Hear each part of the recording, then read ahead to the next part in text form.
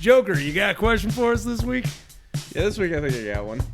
So going back into Magic, if you could choose one of the planes of existence to visit, that you know of, where would you go? That's one of the questions. Which ones do you know? Okay, I don't know its name, but whatever plane, and because all of them seem horrific and terrifying for a human like me. That depends on the one. I'm going with dinosaurs. So, Ixalan. Yes. Yeah, that one's fairly terrifying because you also got the Legion of Vampires.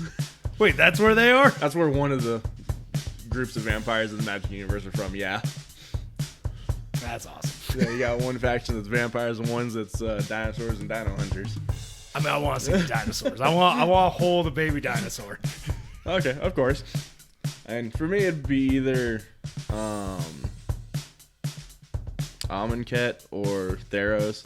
One's very Egyptian-based or themed, and the other one is very Greek and Roman themed.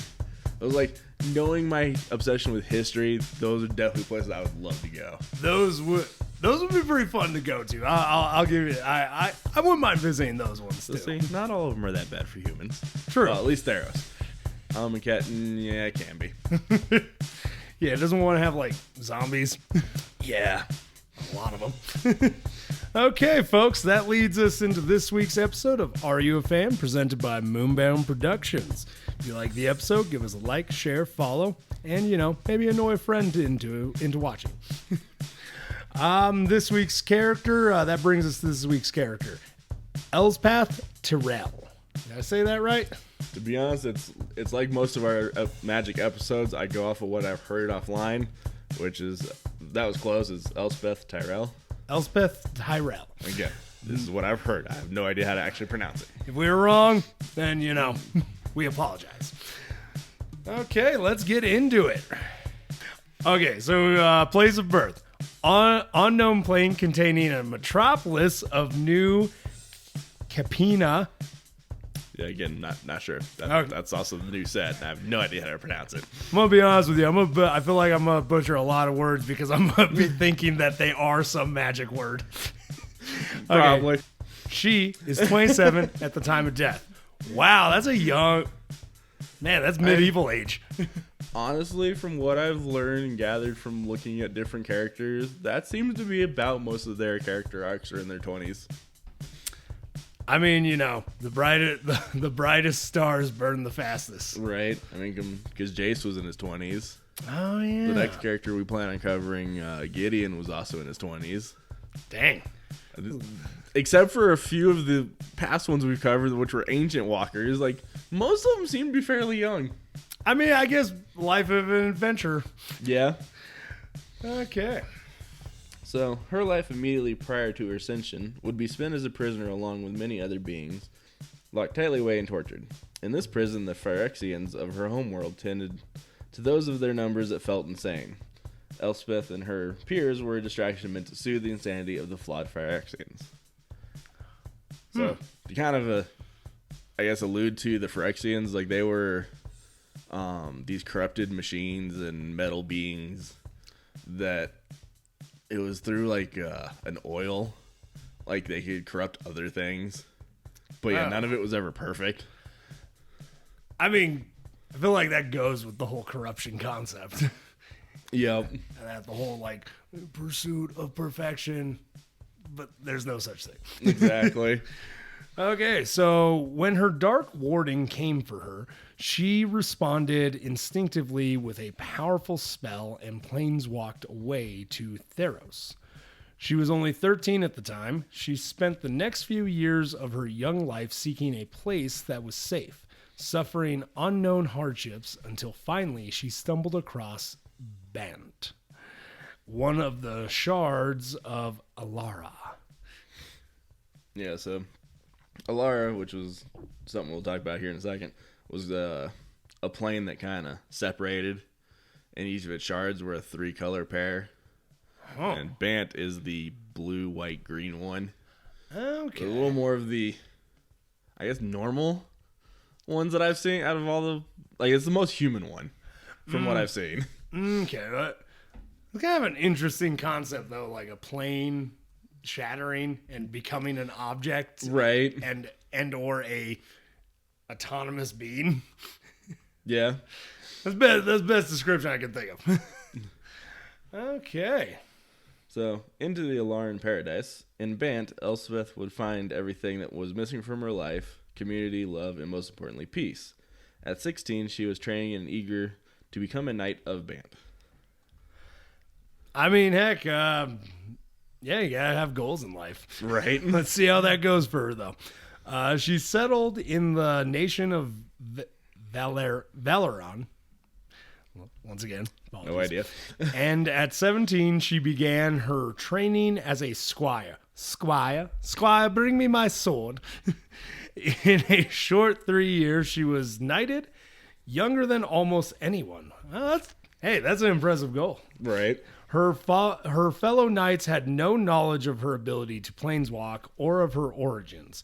She kept the nature of her origin and abilities secret and allayed any questions concerning her birthplace, only admitting to not being from Valeron. She would earn more sigils than anyone else in her order. Man, this is an overachiever. She really was from a very young age. I'm shocked. Like, maybe we'll find out, but I'm just shocked that like she doesn't have like that one rival who's just like who's going against her. Right. I'm sure there was, but they don't really talk about it. At least, not that I found. All good. So, 2 years after she had last used her abilities, her peaceful idol would be shattered when the broken body of a planeswalker crashed down near her outpost. With the help of Bant's balm givers and Rock's monks, and Rocks are two-legged rhino people. Oh, yeah. I love those guys. So, with their help, they would nurse the Leonin, Ajani Goldmane, back to health. Given his condition upon arrival, she thought she had found a kindred spirit and sought to convince him to stay upon Bant. Unfortunately, after a confrontation, she was rudely proven wrong, and Ajani would leave only with a dire warning that their worlds were closer than she thought. Okay, so I don't know much about Johnny. So, good guy or bad guy? He's a good guy. Okay. He's the white planeswalker cat. Oh, okay. Oh, I'm shocked I didn't recognize that. He was one of my favorite cards at one point. Yep. Okay, pretty not a great start to her meeting other planeswalkers. Yeah, no, not so much.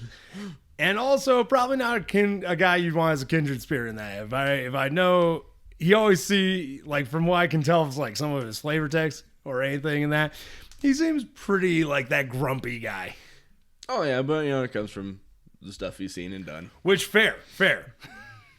And she's still like bright-eyed and bushy-tailed. Yep, she's still young. Okay, let's move on here. After this warning, her mind was continually troubled. Concerned with some of the distressing rumors she had heard, she went out with her squire, Aaron, to search for evidence. At a rocks monastery, they found a Grixis incursion zone. The conflux was a natural event that brought the separated shards of Alara back together into a single plane. So the conflux had begun for Elspeth. Yeah, so this was the time, and during the conflux, like as we see a little bit in this, all the shards coming back into contact with each other were essentially very different worlds. So when they came in contact, they started having conflicts a lot.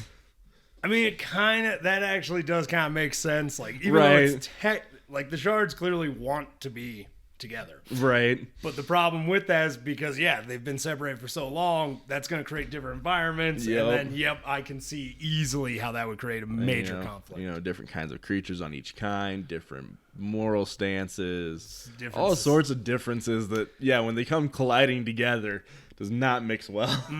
No, if humans have proved anything in that, we do not get along with other things. Oh, God, no. So she would rush back to the castle that she served and took part in disastrous defense of her home.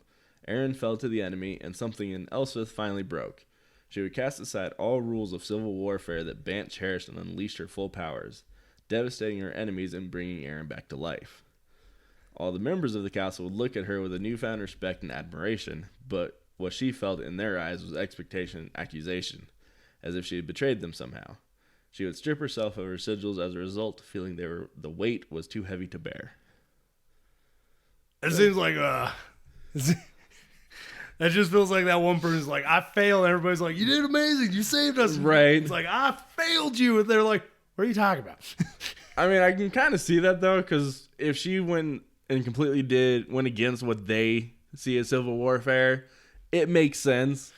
True. It's just, I get her stance in that, but like, it's just one of those, like, I'm like, if they've forgiven you and now they're like, oh, you're the reason, like, we succeeded, and that, like, you know, we'll kind of just ignore. Then I think part of it too is just that she broke, like she snapped and she just went out of instinct. Which, you know, weird that her squire did that. It's kind of nice to see that some people cared about their squires. Right. Okay, so her rank was not so easily given up, though. She still led her platoon under the Knight General Rafik. Yep.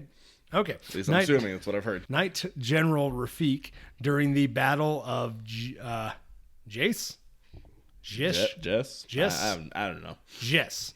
To drive the invading forces of Esper away, but was brought low by her own ally under the command of an Esper mage. Oof. Yeah, because that was one of the shards that likes to do the controlling of others. Yeah, no, that's got to sting. Oh, yeah.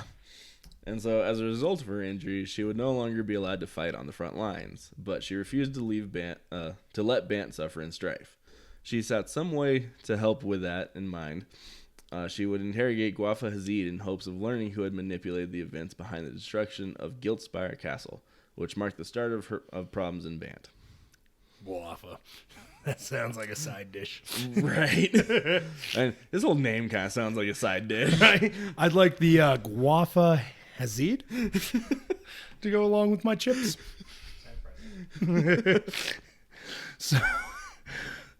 So she went to the assembled forces at the ruins of Giltspire Castle in hopes of defending it. Ultimately, she assisted Rafik in killing Malfagor? I'm assuming. Malfagor. Effectively ending Bant's part in the Conflux War. It's just so close to conflict. I feel like that was probably a thought in their minds when they made that word. Right? There's like, how about we call it the conflict war? It's like, isn't that kind of just like redundant? And they're like, call it conflicts. We'll just change up a few of the letters. And despite how hard she had fought, her feelings had still been inexorably changed. She was brutally reminded that Lara was not her world, and she had no right to the position they had asked of her. Worst of all, Bant had been changed forever and was no longer the plane she cherished. With a heavy heart, she would planeswalk away. Aww. I mean, that's definitely a rough way to kind of move on. That you kind of forced to remember that your home is not that place. Yeah. I mean, unfortunately, that is just something that happens in that, like, through time. Yep. I mean, that's an unfortunate thing, like, living in Colorado. Sometimes I look around and I'm like, this is the Colorado I grew up in. But I still like it here, so. Yeah. It has been 30 years. 3 decades. Okay, so vengeance and redemption. Elspeth's self-imposed exile brought her back to familiar grounds. She had spent some time in Urborg. Are we going into Star Trek? On the plane of Dominaria. Sexy. As a youth, and she chose to return there, wallowing in her grief and anger. The environment suited her mood, and to make enough money to eat and perhaps to satisfy her fury, she began fighting in gladiatorial pits. Ooh. Misusing her training as a knight to win, it was in one such match that Ajani once again found her. Which I'd like to say, like, misuse, like, I get the misusing more of, like, because of the nobility in that's misusing, Yeah. but I'm like, it's a gladiatorial pin that, no rules. I mean, Some rules. there are rules for the knight. Yeah. Okay. No, that's, I do like that story, though. And that it kind of explains her brutality. Right. Okay. So the appearance of the Leonin would distract her opponents enough that he dropped his guard, allowing her to land a strike that revealed a familiar mark from her past on the warrior's body. Instantly enraged, she sought to strike down her foe, and only the timely intervention of her old friend managed to save him. Ooh. Because apparently she's getting angry. Yeah, dang it. She's angry. Whew.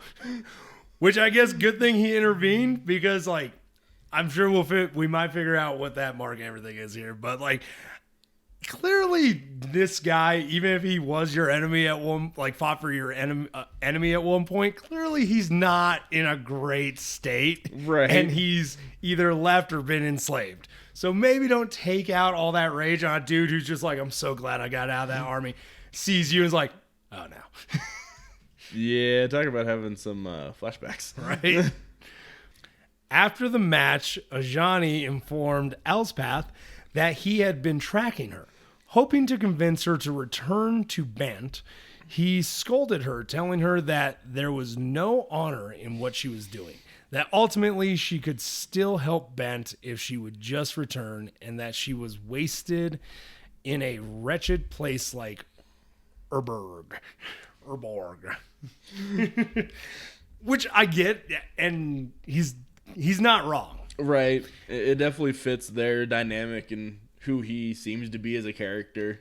I definitely get him telling her that. Also, I always find self-imposed exile characters funny because they never pick a good time. There's like, this world's crumbling around. I could do something to help, but because I broke my own code, I'm just going to walk away and let all of you die. Pretty much, yeah. There will be blood on my feet for walking away. Yep. So, Ajani's pleas would fall on deaf ears. Elspeth was without hope, and she sent him away, telling him there was no point in fighting what was inevitable. Saddened, Ajani would leave, bestowing one last kindness upon her. He returned the armor she had left on Bant after Malfagor's fall, the armor she had thought herself unworthy to wear.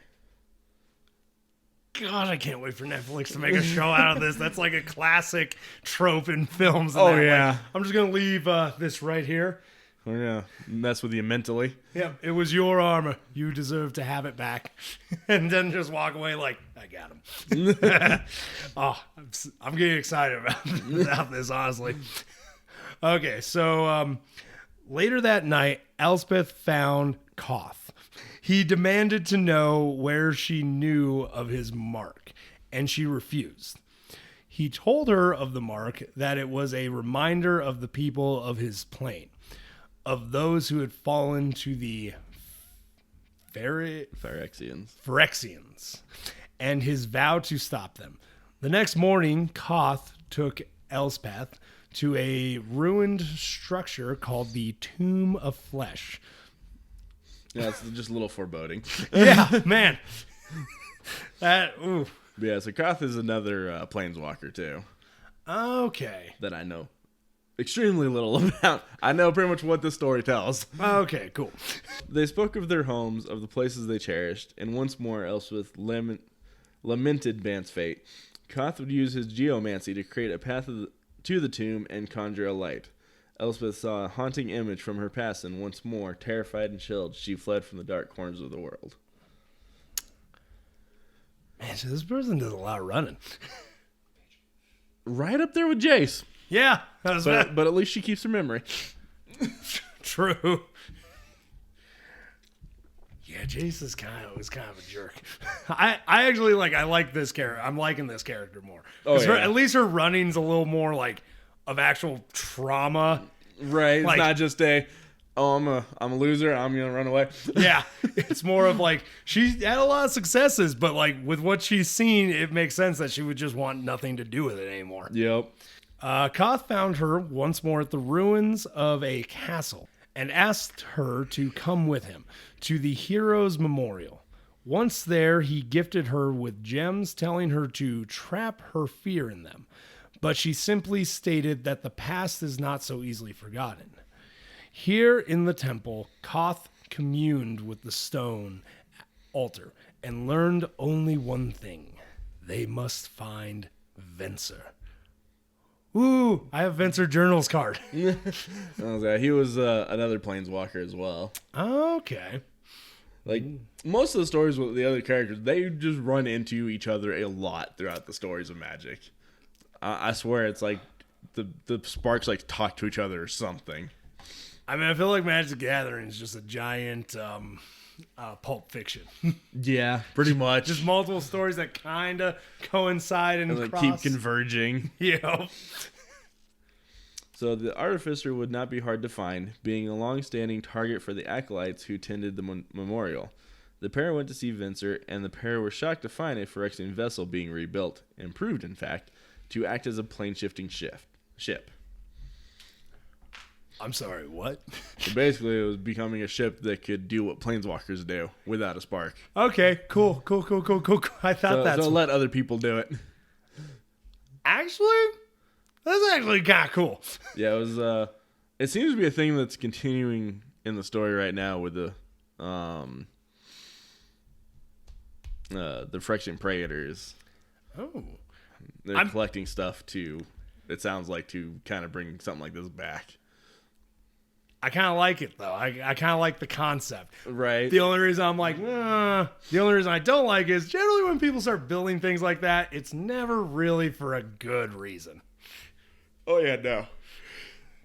Okay, so when it became obvious Venser had no idea the powers he was meddling with, Koth flew into a rage and encased his head in a stone mask. Oh, dang. Okay, coercing him to walk to Mirrodin. You were right the first time, Mirrodin. Okay, Mirrodin.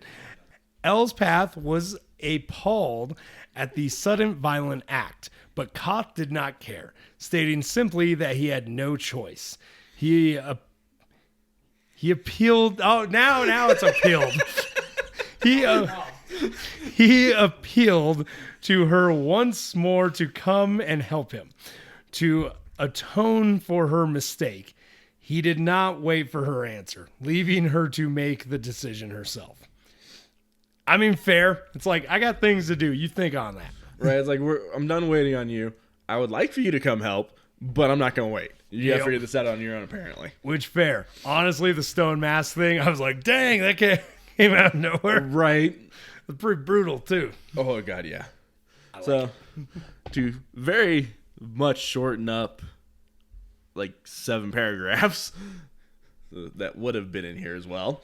After that, she would take part in a war on Mirrodin / New Phyrexia that would bring her into contact with Phyrexians and the planeswalkers Teferi, Tezzeret, and Karn. Dang, Planeswalker Battle Royale? No, that was much later in the story. Oh, there actually is a situation like that? Well, the set War of the Spark. That's the whole premise of that. Oh, I forgot about that. Yeah. Okay. But yeah, I had to erase a lot of stuff and shorten it and condense it into that 2-sentence paragraph because there was just so much in that story. Oh, I believe it. Mirrodin falls. But the war of the New Phyrexia failed miserably. Elish Norn gained an increasing influence over the other Praetors, forced and eventually seized power over Shieldred and Urabrask territories. This led to the slaughter of the resistance, and in a last-ditch attempt, the remainders of their forces pulled together to strike at the hierarchy. While that gesture might still have meaning, Koth led a force to plant a highly destructive spell bomb at the gathering of the Praetors, but the mission went awry nearly as soon as it began.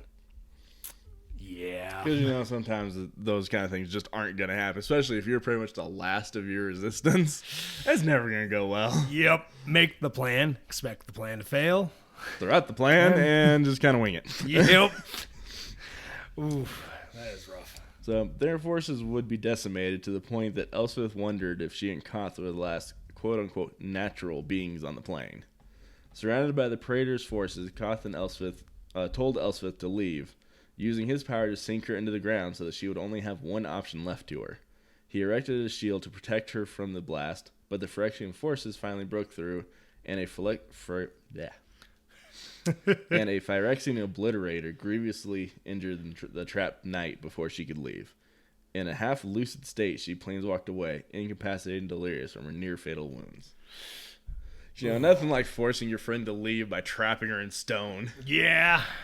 That is a rough one. That's just a rough situation and kind of a just like, dang, sad ending. It really is. Because, did he make it out or did he die? I'm pretty sure he died. Mm-hmm. I think she was literally the only one that survived from that. I'm a little upset. I was growing to like that guy. Okay, so Theros. She awoke on Theros, the world to which she had first planeswalked 15 years earlier.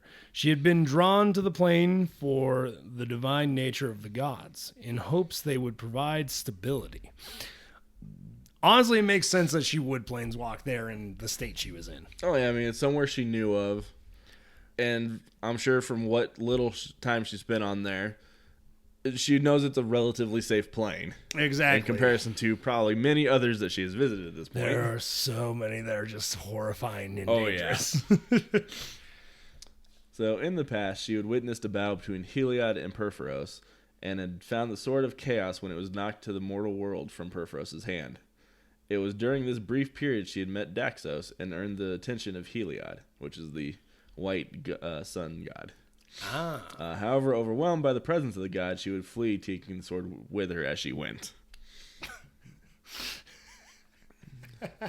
Mortal, who comes knocking? Just run away. Right. He's like, I didn't mean to scare. Okay, do I have to work on that?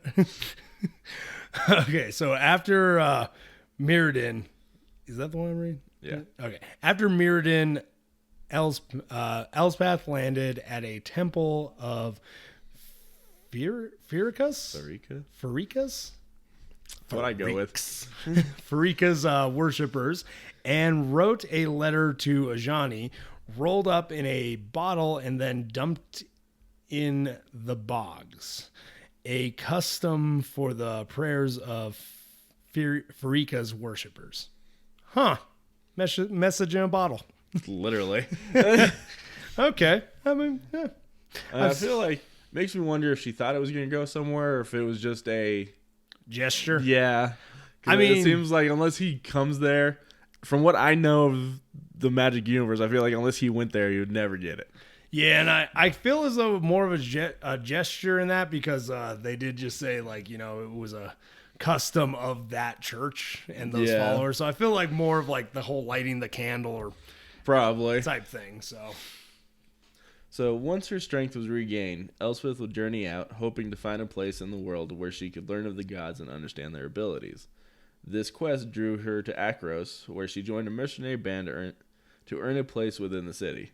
However, her presence had not gone unnoticed, for the sword she bore had been lost for years. Ah, okay. Yep. She kind of pulled one of those, almost like a Kratos thing, where she's holding a god's weapon. Yeah, generally people are going to probably notice that. Oh, yeah. So when she found Heliod in his temple, he tried to kill her.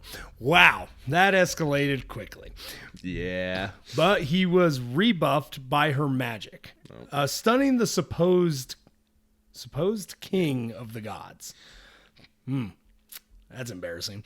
Right. Threatened by her power and the sword, he transformed the blade into a spear he dubbed Godsend and commanded her to make her way to his main temple in Miletus.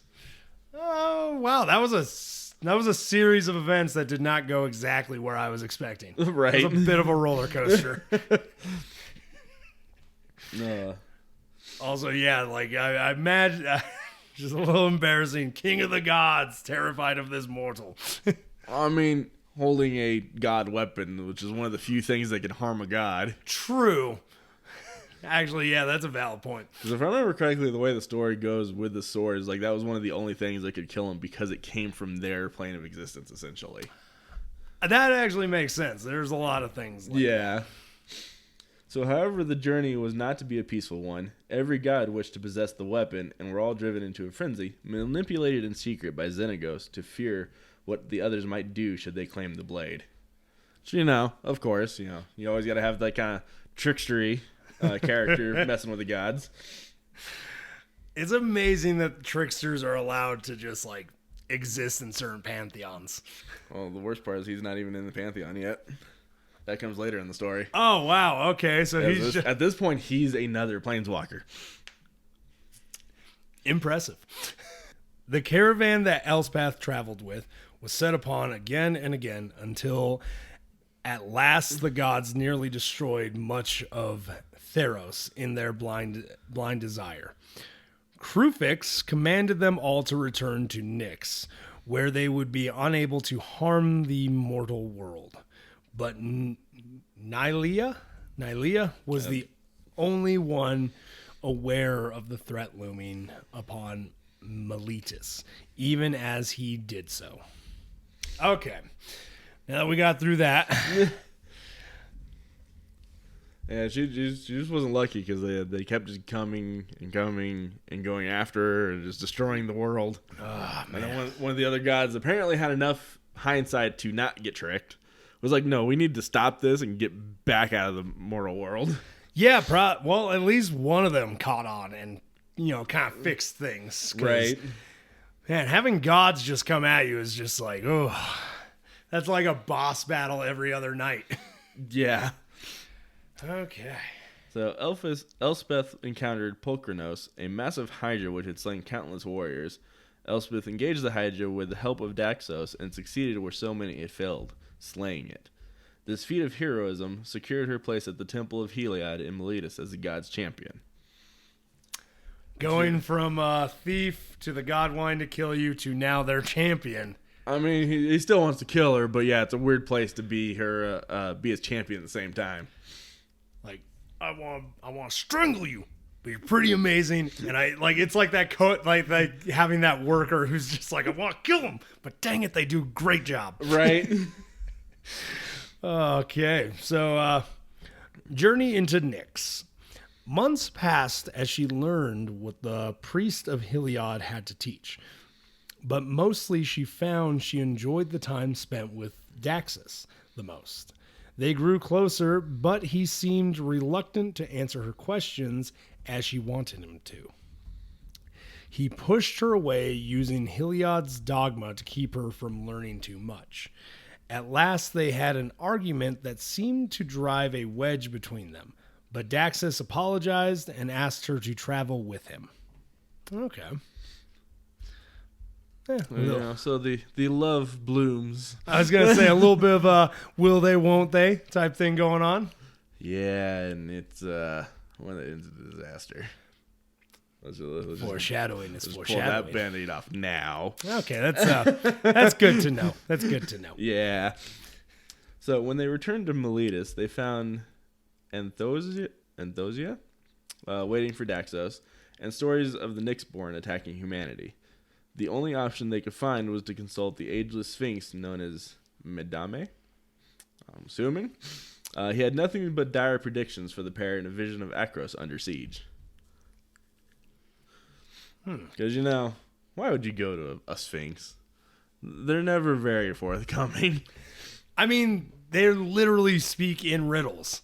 Yeah, so it's like, obviously what he's going to tell you is probably not what you want to hear. Right? Like, a sphinx will tell you straight up the truth and the answer to your question, but they put it in such a way that you could interpret it as almost anything. Yeah. Like, if you're not good at understanding riddles or metaphors, you're not going to get the answer you need. Yeah. I'm not a fan of dealing with sphinxes. If that's not clear to the audience. Glad you haven't brought any of those into D&D, just for that reason alone. I kind of want to deal with them, honestly. I'm being real with you. Sphinxes are annoying characters to play with and deal with. And as a DM, I don't want to have to play one. Okay. So what the pair did not understand was that the vision was not of the future. Along with Anthosia, they rode hard to defend Akros. They found the unexpected, the Minotaurs having constructed a giant wall to keep reinforcements out. As they spoke of what they could do, Queen Simead, suddenly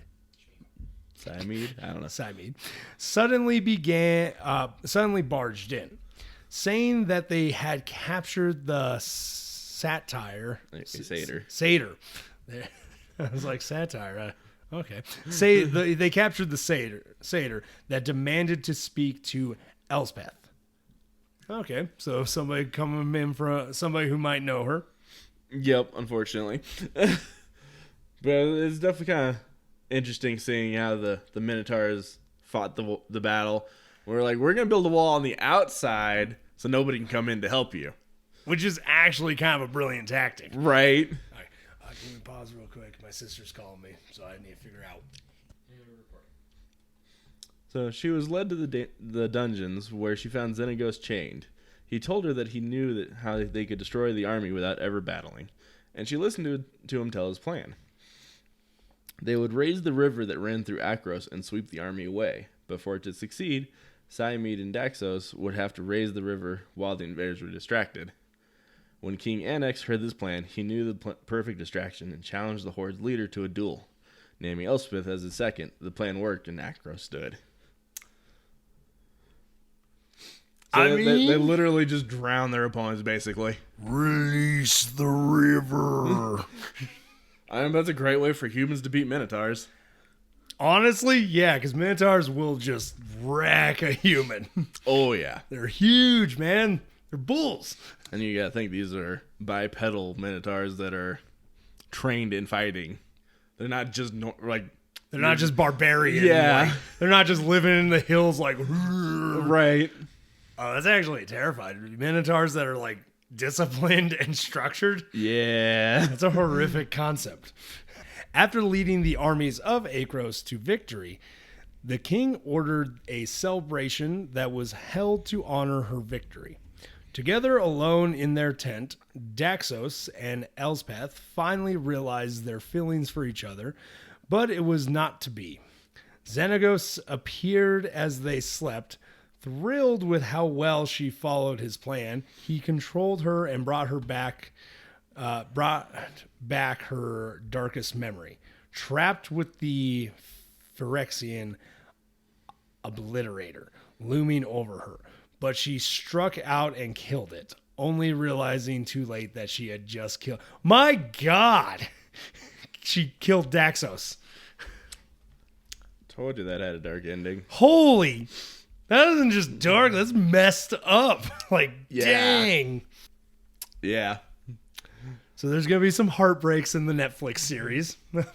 Depending on whatever they decide to use for that. Yeah. Oh, man.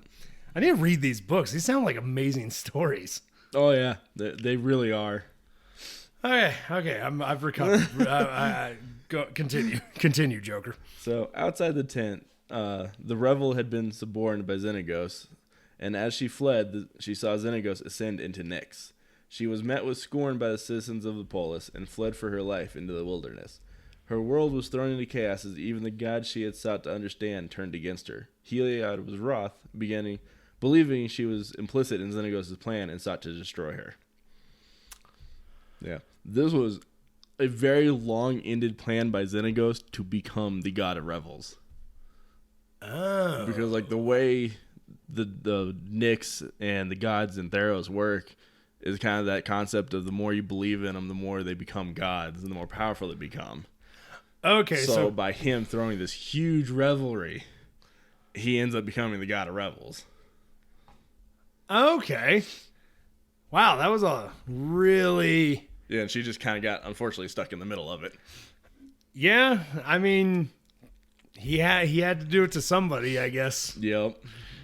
Dang, that's a messed up way to become a god. Yeah. I'm sure others have done... I don't know. I'm sure others have done worse. I mean, possibly, yeah. I'm not... Yeah, probably.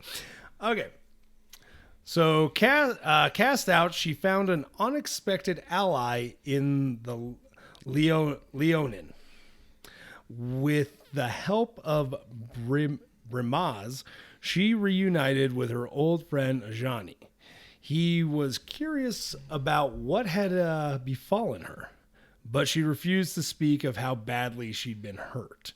Instead, she swore they would set things right, and Ajani agreed to stay at her side. Hey, they finally became friends. Yeah. Only took a really long time. Right. And a lot of trauma. Yeah. That's what connects them, the trauma. Honestly, sadly, I think that's exactly what did it. Right? So, to do so, they would have to travel to the mysterious temple of Krufix at the edge of the world.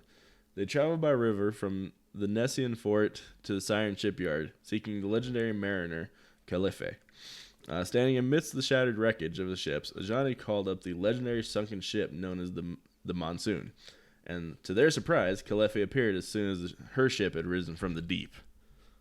That's one way to get somebody's attention. Right? I mean, also quite impressive, too, as far as like just magical prowess, being able to lift a sunken ship up. I'm sure there's probably like a ritual, like you have to say something or... Oh, they don't really talk about it, but it's what it sounds like. Oh, one of those. Yeah, where it's like they're not actually lifting it up by their magic, but it's like a spell or something that's already in place. Okay, that's not as impressive. Never Right. She agreed to take them to the edge of the world, but that turned out to be a lie. Awesome. Kiora revealed her deception as soon as they reached the sunken city of Ericsmith. Thassa confronted them, intending to deal with the lying merfolk, but not before sending the pair on their way, wishing them luck. So it sounded like Kiora wanted to do something to get in to Nyx as well. Or she had like some business to deal with it, or she had something to do with Thassa. And, well, I know she had some... Her and Kiora and Thassa had a story. Because the trident that Kiora uses is Thassa's. Ah, okay. So it makes me wonder if that's why she tricked them into going there, so that way she can get to the temple. I mean... Or to get the attention of the god or something. That's one way to do it. It's that kind of whole like, hey, yeah, I'll help you. And then you lead them into a trap, not intending harm to them necessarily, but you're like, I need some help with this. And you wouldn't have agreed if I told you. Right. But you're on the way, so you're the best option. So they would arrive at the edge of the world, and the god Krufix allowed them to pass the gateway of Nyx, the shrine of Nyxos. To gain entry to Nyx, Elspeth had to undergo an ordeal sent from the gods, and Ajani urged Elspeth to take Thassa's ordeal. But she pulled away from him at the last moment and gained entry from Erebos, which is the god of the dead. Ooh, okay. We're going, kind of switching your whole thing around. Yeah, she sees a lot of the gods in her journey. She... I was about to say, what were you about to say? Pun intended. My God. Okay, she was suddenly elsewhere, back on Bant, as she watched a husband she had never had depart their small cottage. She had lived with him for years, and she could not bear it as she realized it was false. It was only the start, though, as she looked upon her son and daughter, the little girl named Mina, and urged her to drink from a golden goblet, strangely out of place, and she realized what it would mean to drink from that cup. Though it broke her heart, she smashed the cup and passed Erebos' ordeal. Okay, so my mind went to like when it was like I was like kind of seeing where it was gonna go with the smashing of the cup, but I almost expected to be like she smashed the cup across the kid's face. No, you just took something kind of bad already. It just made it so much worse. Yeah, clearly my mind's not great. We already knew that. But that's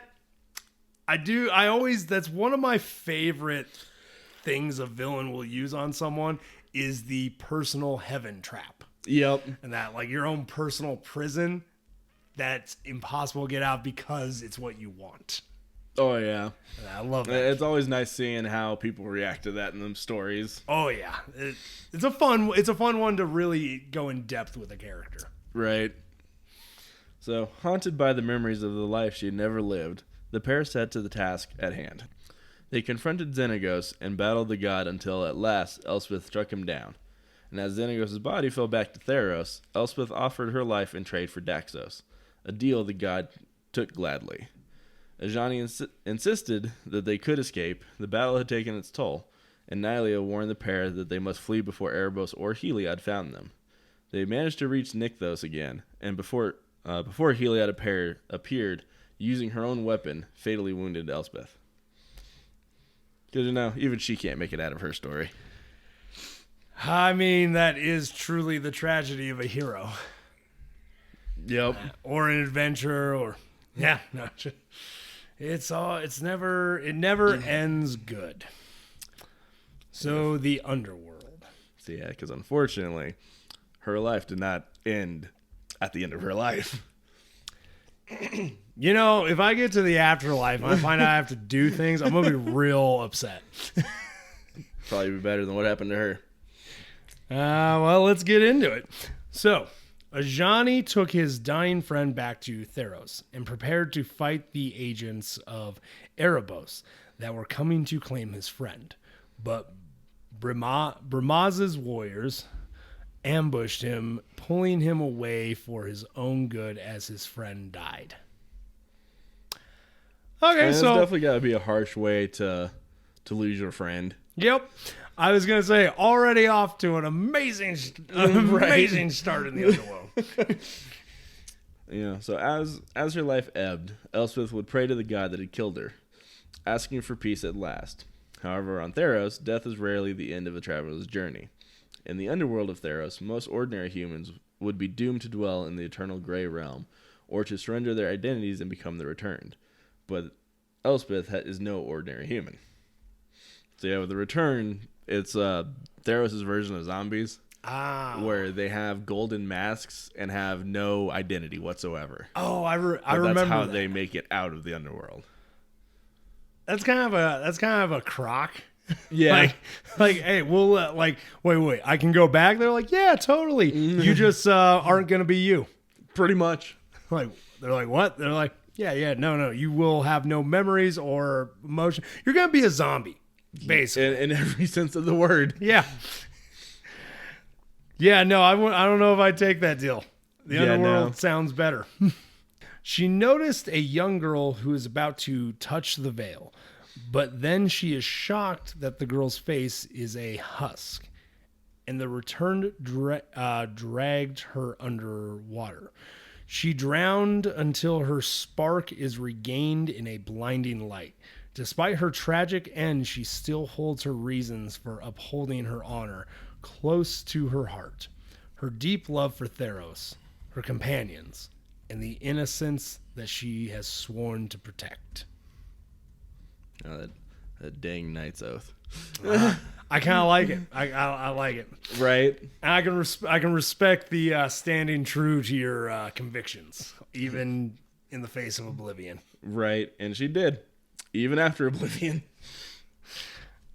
Oh, Beyond Death. Cool. Yeah, so this is literally in the set Theros Beyond Death. Oh, nice. This was her story that took place in here. So something else had been disturbing Elspeth's rest in Elysia. The planeswalker Ashiok had been spreading their unique brand of nightmares throughout Theros, and not even the underworld was safe from such dark power. Each night in her dreams, Elspeth relived her traumatic past, and her twisted memories were all too delicious for Ashiok to ignore. During such a nightmare, Elspeth would pull Heliod's bear, Cursor, from her nightmare, which in the real world life would become Shadowspear. Oh, wow. So, yeah, she managed to, throughout the story, figure out how to basically make the spear real. Dude. Yeah. That's impressive. That's some Nightmare on Elm Street power right there. Yep. And Ashiok definitely fits that reference, because the Ashiok is a planeswalker. I'm not actually sure if it's a he or she, but they feed essentially on dreams and nightmares and the bad feelings from nightmares. And okay. so yeah, like that was a very messed up planeswalker.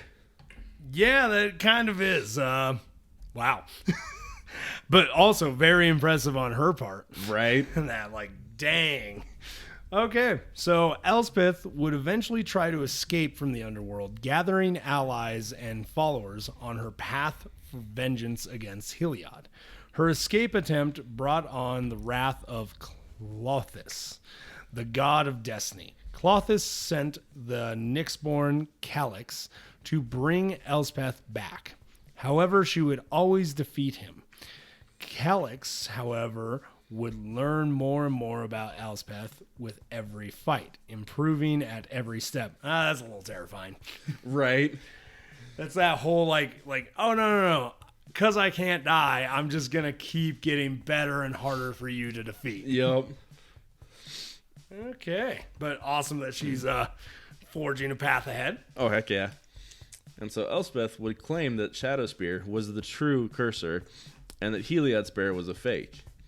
Due to the nature of belief on Theros, when mortals started to acknowledge Shadowspear as a true Cursor, Heliod's spear weakened to the point it shattered when clashing against Elspeth's weapon. So yeah, she basically she took that concept of, if you believe it enough, it becomes real. It's actually, the way she just used that, beautiful. Yep. Like, oh my God. She's like, I know how to beat you now. That's brilliant. Because, yeah, it was kind of the sun god's own hubris in killing his champion that kind of led to his demise. It's amazing how many characters are they're the reason they're losing. Right. And, yep, it definitely, he shot himself in the foot. Actions have consequences, folks. Okay. The god of the sun was forced to yield, and Erebos imprisoned him in the underworld forever. For defeating his most hated enemy, Elspeth won the god of the dead's eternal gratitude and the permission to return to the world of the living. After meeting with Daxos one last time, Elspeth planeswalked away with the Calyx, whose spark ignited in the meantime, following her. Okay. So yeah, this Nyxborn, the god of destiny, I don't know if she created him or what, but the one she sent after Elspeth also has become a planeswalker. I was about to say, is now chasing down Elspeth. Because the way the god of destiny sees it, Elspeth is running from her destiny, being death. So she has sent her own agent, essentially, now that she has a planeswalker agent. Which you almost gotta admire the commitment to his duty, that literally, because she got away and planeswalked away, that ignited the, right. Like, he's just like, I can't do my job. Which is funny that that's his quote-unquote traumatic experience to ignite his spark. Right? Because like that seems to be what ignites everybody's spark, is some form of traumatic experience. Honestly, like, say what you will if we ever do this character and that, but like, you gotta commend that work ethic. I mean, I kind of want to a little later on when he's got a little bit more of a story, because he's still fairly new. So we'll wait until he has more of a story, but like, no, you gotta respect that work ethic. Oh God, yeah. So I guess we asked that's kind of it, folks, on this character for now. So I guess we asked the question that we ask every week. You a fan, Joker? I would say yes. I've always enjoyed the cards of hers, because I've always managed to have a few of them, and I've always liked the idea behind them, and just learning her story. And as traumatic and messed up as it was, especially in Theros, it was a nice character arc, and it was fun to read and learn about her.